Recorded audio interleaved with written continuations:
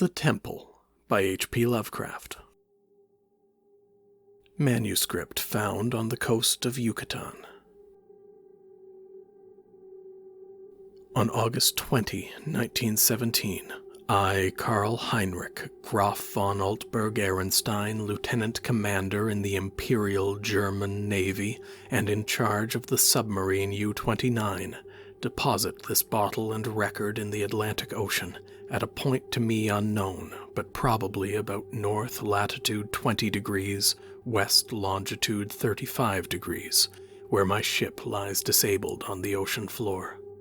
I do so because of my desire to set certain unusual facts before the public, a thing I shall not in all probability survive to accomplish in person, since the circumstances surrounding me are as menacing as they are extraordinary, and involve not only the hopeless crippling of the U-29, but the impairment of my iron German will in a manner most disastrous.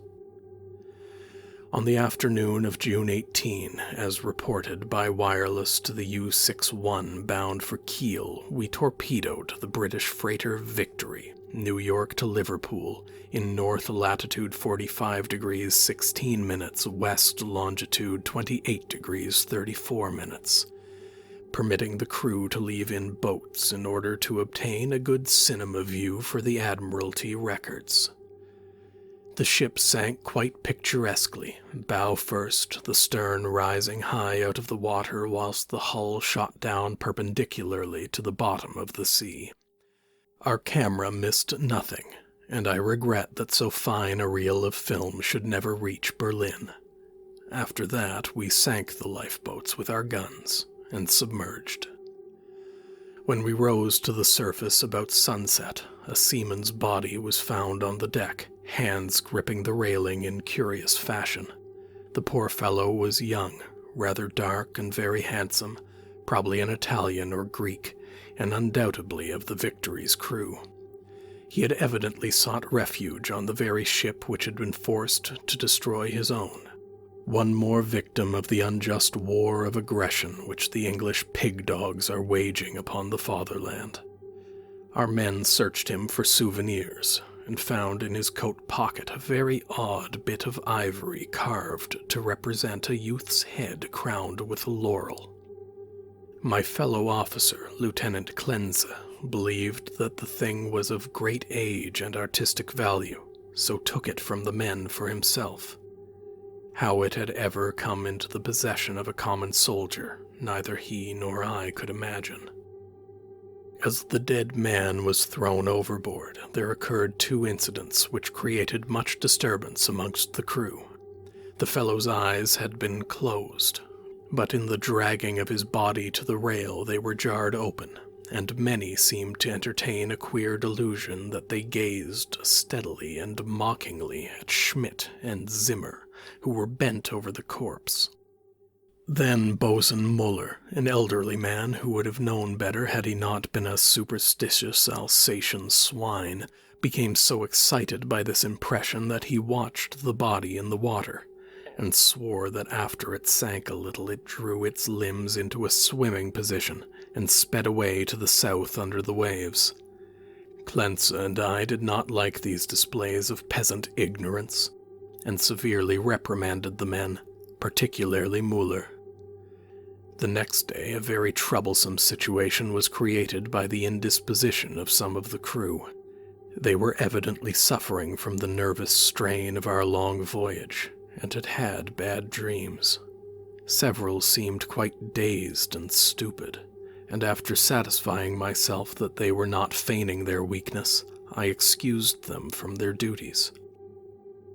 The sea was rather rough, so we descended to a depth where the waves were less troublesome. Here we were comparatively calm, despite a somewhat puzzling southward current which we could not identify from our oceanographic charts. The moans of the sick men were decidedly annoying, but since they did not appear to demoralize the rest of the crew, we did not resort to extreme measures. It was our plan to remain where we were and intercept the liner Dacia, mentioned in information from agents in New York. In the early evening we rose to the surface and found the sea less heavy. The smoke of a battleship was on the northern horizon, but our distance and ability to submerge made us safe. What worried us more was the talk of Bosun Muller, which grew wilder as the night came on. He was in a detestably childish state, and babbled of some illusion of dead bodies drifting past the undersea portholes, bodies which looked at him intensely, and which he recognized in spite of bloating as having seen dying during some of our victorious German exploits. And he said that the young man we had found and tossed overboard was their leader. This was very gruesome and abnormal, so we confined Muller in irons and had him soundly whipped. The men were not pleased at his punishment, but discipline was necessary. We also denied the request of a delegation headed by Seaman Zimmer that the curious carved ivory head be cast into the sea. On June 20, Seaman Bohm and Schmidt, who had been ill the day before, became violently insane.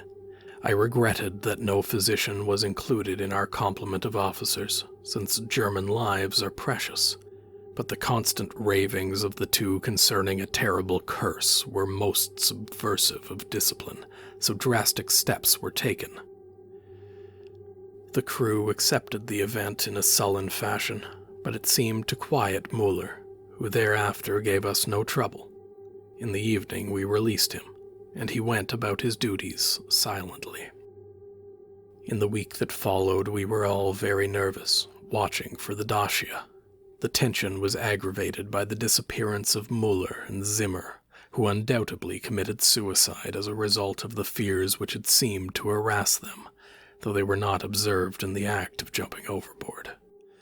I was rather glad to be rid of Muller, for even his silence had unfavorably affected the crew. Everyone seemed inclined to be silent now, as though holding a secret fear. Many were ill, but none made a disturbance.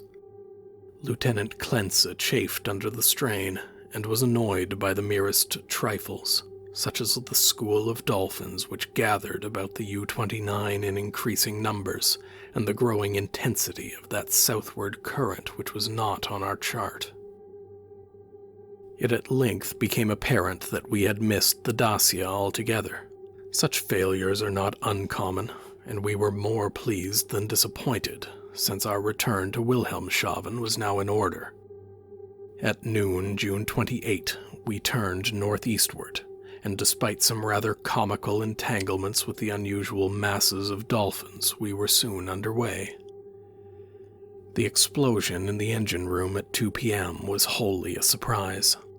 No defect in the machinery or carelessness in the men had been noticed, yet without warning the ship was racked from end to end with a colossal shock. Lieutenant Klenze hurried to the engine room, finding the fuel tank and most of the mechanism shattered, and engineers Raab and Schneider instantly killed. Our situation had suddenly become grave indeed, for though the chemical air regenerators were intact, and though we could use the devices for raising and submerging the ship and opening the hatches as long as compressed air and storage batteries might hold out, we were powerless to propel or guide the submarine. To seek rescue in the lifeboats would be to deliver ourselves into the hands of enemies unreasonably embittered against our great German nation, and our wireless had failed ever since the Victory affair to put us in touch with a fellow U-boat of the Imperial Navy. From the hour of the accident till July 2, we drifted constantly to the south, almost without plans and encountering no vessel.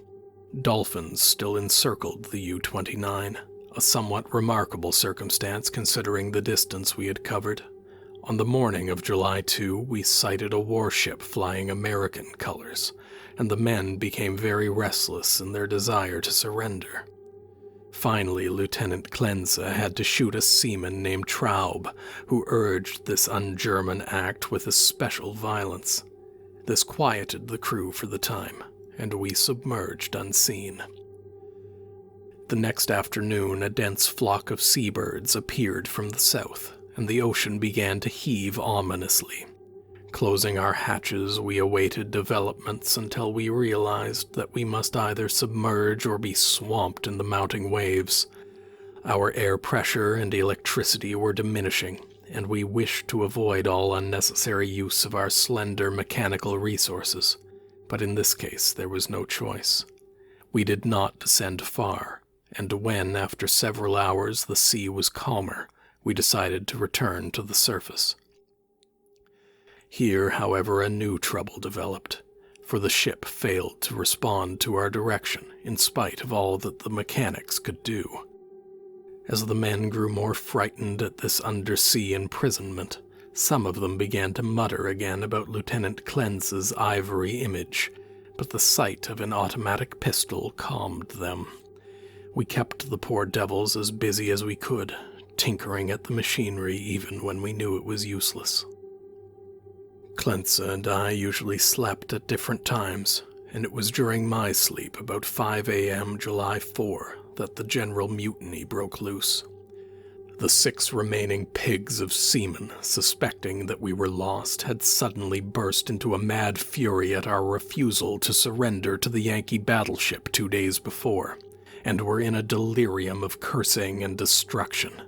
They roared like the animals they were, and broke instruments and furniture indiscriminately, screaming about such nonsense as the curse of the ivory image and the dark, dead youth who looked at them and swam away.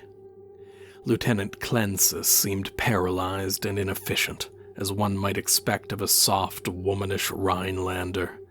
I shot all 6 men, for it was necessary, and made sure that none remained alive. We expelled the bodies through the double hatches and were alone in the U-29. Clence seemed very nervous and drank heavily.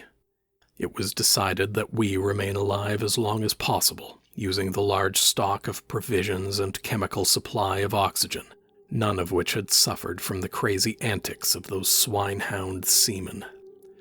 Our compasses, depth gauges, and other instruments were ruined, so that henceforth our reckoning would be guesswork, based on our watches, the calendar, and our apparent drift as judged by any objects we might spy through the portholes or from the conning tower. Fortunately, we had storage batteries still capable of long use, both for interior lighting and for the searchlight. We often cast a beam around the ship, but saw only dolphins, swimming parallel to our own drifting course. I was scientifically interested in those dolphins, for though the ordinary Delphinus delphis is a cetacean mammal, unable to subsist without air, I watched one of the swimmers closely for 2 hours, and did not see him alter his submerged condition. With the passage of time, Clence and I decided that we were still drifting south, meanwhile sinking deeper and deeper. We noted the marine fauna and flora, and read much on the subject in the books I had carried with me for spare moments. I could not help observing, however, the inferior scientific knowledge of my companion. His mind was not Prussian, but given to imaginings and speculations which have no value. The fact of our coming death affected him curiously, and he would frequently pray in remorse over the men, women, and children we had sent to the bottom, forgetting that all things are noble which serve the German state. After a time he became noticeably unbalanced, gazing for hours at his ivory image and weaving fanciful stories of the lost and forgotten things under the sea. Sometimes, as a psychological experiment, I would lead him on in these wanderings, and listen to his endless poetical quotations and tales of sunken ships. I was very sorry for him, for I disliked to see a German suffer, but he was not a good man to die with. For myself, I was proud, knowing how the fatherland would revere my memory, and how my sons would be taught to be men like me. On August 9, we espied the ocean floor, and sent a powerful beam from the searchlight over it. It was a vast, undulating plain, mostly covered with seaweed and strewn with the shells of small mollusks.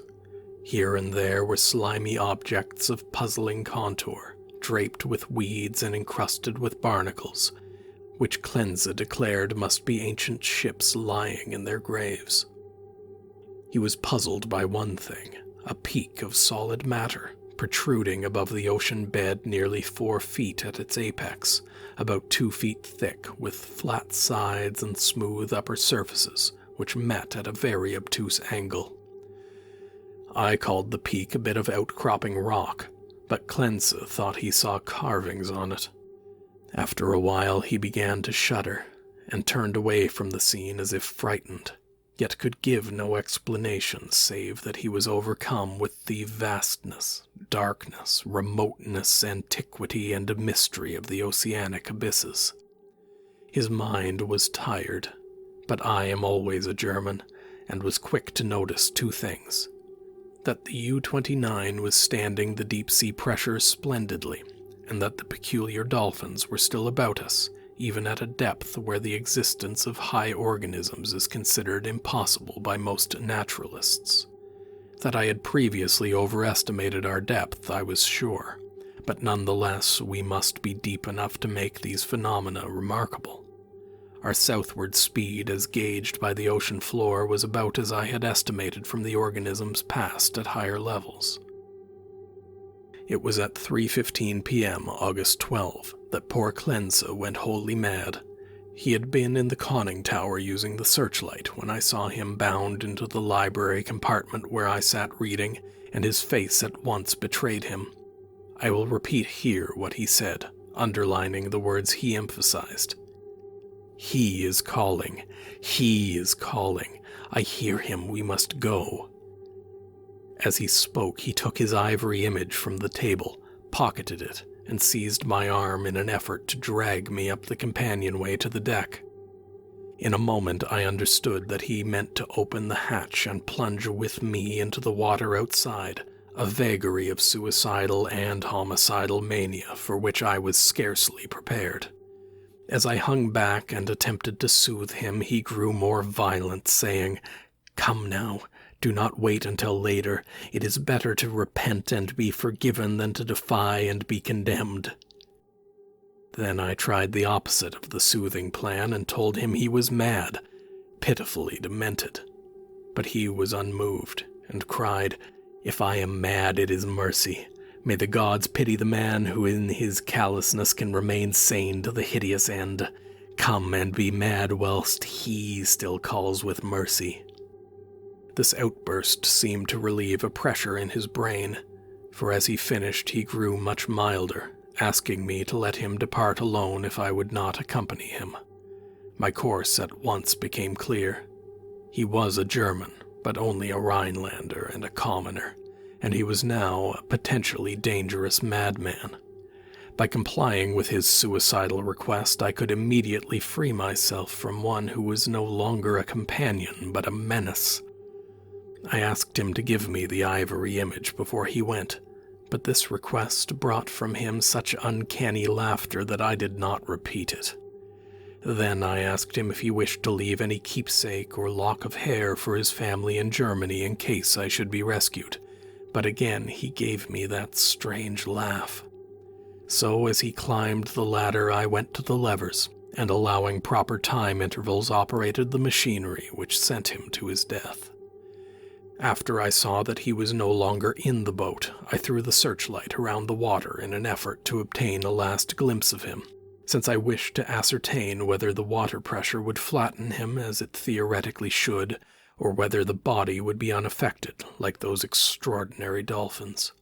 I did not, however, succeed in finding my late companion, for the dolphins were massed thickly and obscuringly about the conning tower. That evening I regretted that I had not taken the ivory image surreptitiously from poor Cleansa's pocket as he left, for the memory of it fascinated me. I could not forget the youthful, beautiful head with its leafy crown, though I am not by nature an artist. I was also sorry that I had no one with whom to converse. Cleansa, though not my mental equal, was much better than no one. I did not sleep well that night, and wondered exactly when the end would come. Surely I had little enough chance of rescue. The next day I ascended to the conning tower and commenced the customary searchlight explorations. Northward, the view was much the same as it had been all the 4 days since we had sighted the bottom, but I perceived that the drifting of the U-29 was less rapid. As I swung the beam around to the south, I noticed that the ocean floor ahead fell away in a marked declivity, and bore curiously regular blocks of stone in certain places, disposed as if in accordance with definite patterns. The boat did not at once descend to match the greater ocean depth, so I was soon forced to adjust the searchlight to cast a sharply downward beam. Owing to the abruptness of the change, a wire was disconnected, which necessitated a delay of many minutes for repairs, but at length the light streamed on again, flooding the marine valley below me. I am not given to emotion of any kind, but my amazement was very great when I saw what lay revealed in that electrical glow. And yet, as one reared in the best culture of Prussia, I could not have been amazed, for geology and tradition alike tell us of great transpositions in oceanic and continental areas. What I saw was an extended and elaborate array of ruined edifices, all of magnificent though unclassified architecture and in various stages of preservation. Most appeared to be of marble, gleaming whitely in the rays of the searchlight, and the general plan was of a large city at the bottom of a narrow valley, with numerous isolated temples and villas on the steep slopes above. Roofs were fallen and columns were broken, but there still remained an air of immemorially ancient splendor which nothing could efface. Confronted at last with the Atlantis I had formerly deemed largely a myth, I was the most eager of explorers. At the bottom of that valley a river once had flowed, for as I examined the scene more closely, I beheld the remains of stone and marble bridges and seawalls, and terraces and embankments once verdant and beautiful. In my enthusiasm I became nearly as idiotic and sentimental as poor Cleanse, and was very tardy in noticing that the southward current had ceased at last, allowing the U-29 to settle slowly down upon the sunken city as an airplane settles upon a town of the upper earth. I was slow, too, in realizing that the school of unusual dolphins had vanished. In about 2 hours, the boat rested in a paved plaza close to the rocky wall of the valley.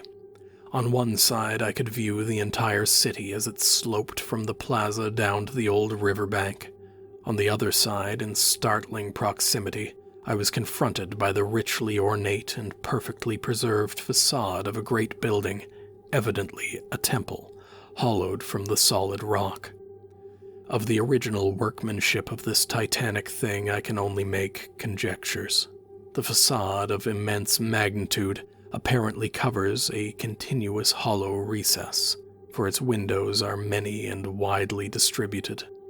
In the center yawns a great open door, reached by an impressive flight of steps, and surrounded by exquisite carvings like the figure of bacchanals in relief. Foremost of all are the great columns and frieze, both decorated with sculptures of inexpressible beauty, obviously portraying idealized pastoral scenes and processions of priests and priestesses bearing strange ceremonial devices in adoration of a radiant god. The art is of the most phenomenal perfection, largely Hellenic in idea, yet strangely individual. It imparts an impression of terrible antiquity, as though it were the remotest rather than the immediate ancestor of Greek art. Nor can I doubt that every detail of this massive product was fashioned from the virgin hillside rock of our planet. It is palpably a part of the valley wall, though how the vast interior was ever excavated I cannot imagine. Perhaps a cavern or series of caverns furnished the nucleus. Neither age nor submersion has corroded the pristine grandeur of this awful fane, for fane indeed it must be, and today, after thousands of years, it rests untarnished and inviolate of the endless night and silence of an ocean chasm. I cannot reckon the number of hours I spent in gazing at the sunken city with its buildings, arches, statues, and bridges, and the colossal temple with its beauty and mystery. Though I knew that death was near, my curiosity was consuming, and I threw the searchlight's beam about in eager quest. The shaft of light permitted me to learn many details, but refused to show anything within the gaping door of the rock-hewn temple, and after a time I turned off the current, conscious of the need of conserving power. The rays were now perceptibly dimmer than they had been during the weeks of drifting, and as if sharpened by the coming deprivation of light, my desire to explore the watery secrets grew. I, a German, should be the first to tread those eon-forgotten ways. I produced and examined a deep-sea diving suit of jointed metal and experimented with the portable light and air regenerator.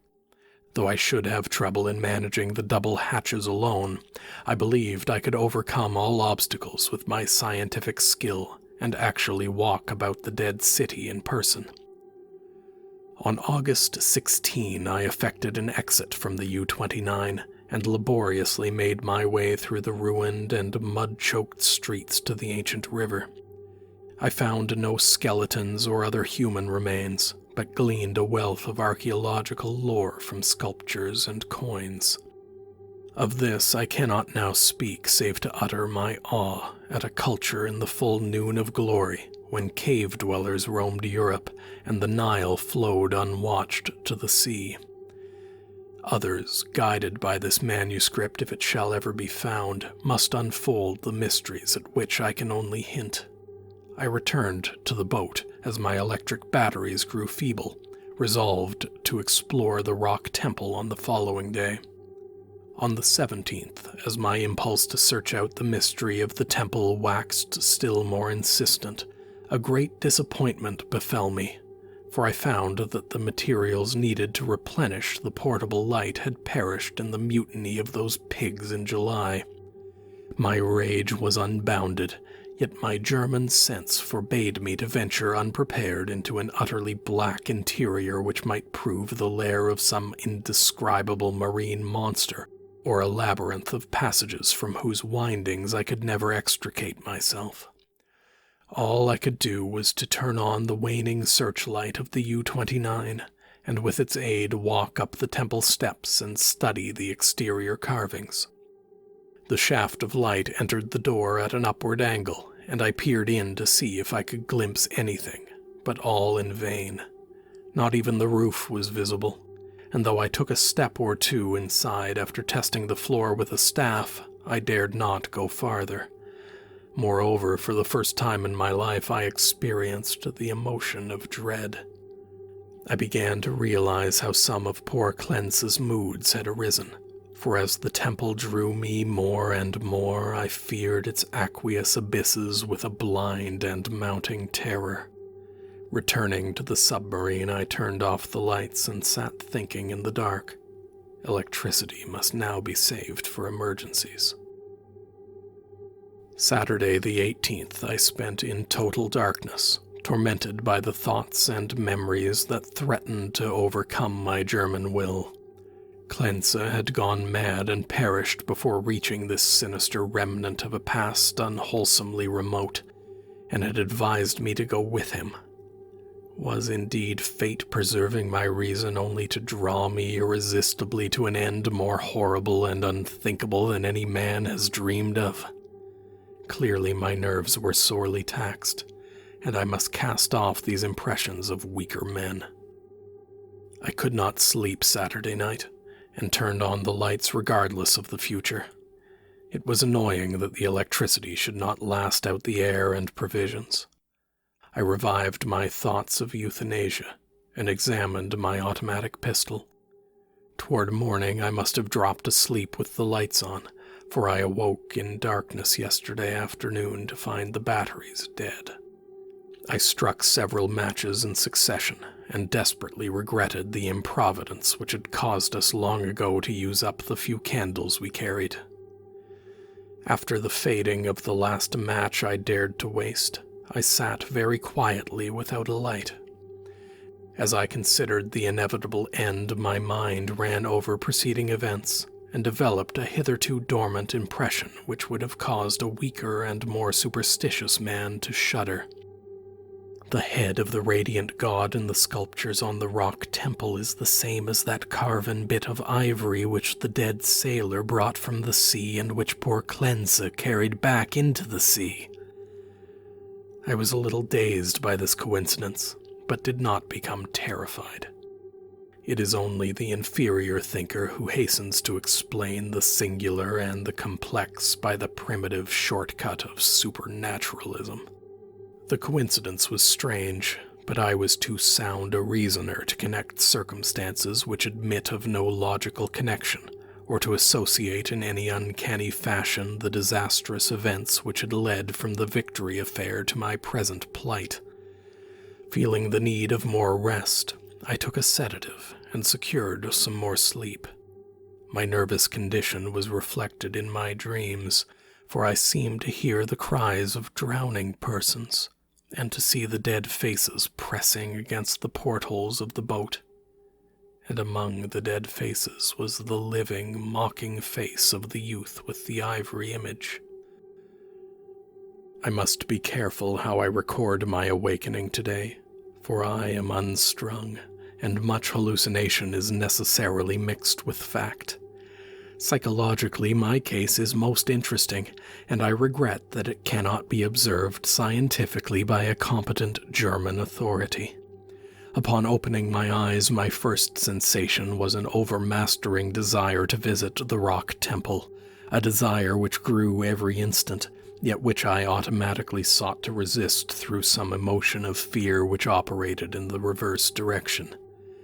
Next, there came to me the impression of light amidst the darkness of dead batteries, and I seemed to see a sort of phosphorescent glow in the water through the porthole which opened toward the temple. This aroused my curiosity, for I knew of no deep-sea organism capable of emitting such luminosity.